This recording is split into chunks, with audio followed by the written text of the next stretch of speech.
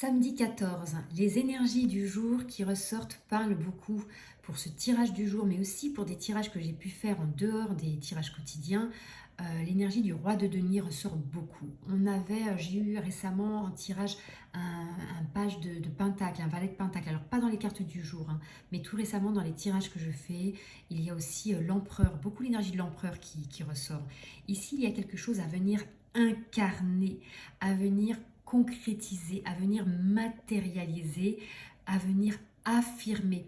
C'est une carte qui te parle d'affirmation de toi, mais concrètement dans la matière, avec des limites que tu imposes.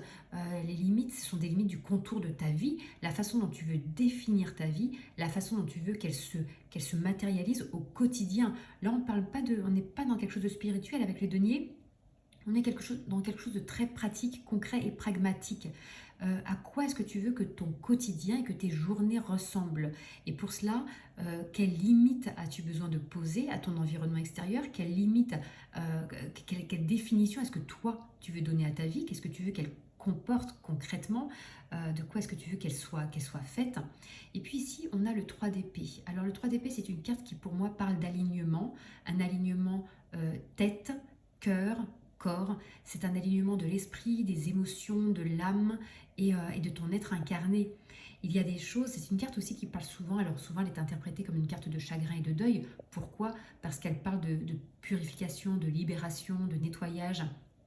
Elle parle de faire le tri en fait dans des éléments de ta vie qui ne te conviennent plus pour pouvoir continuer à avancer et à matérialiser ce que tu souhaites toi voir réellement se mettre en place.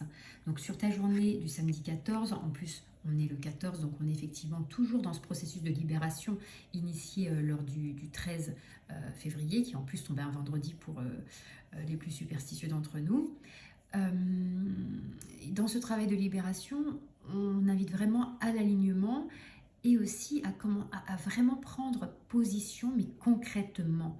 Donc la question que je te pose aujourd'hui, c'est que veux-tu réellement dans ta vie? Que veux-tu mettre dans ton quotidien de tous les jours concrètement? Comment visualises-tu ton quotidien idéal, celui auquel tu te sens aligné? Et dans ce cas-là, que te faut-il faire? Quelles sont les actions que tu dois poser? De quoi dois-tu te libérer, te départir? Et que dois-tu intégrer et venir construire dans ta vie? Je te souhaite une très belle journée, je te dis à bientôt.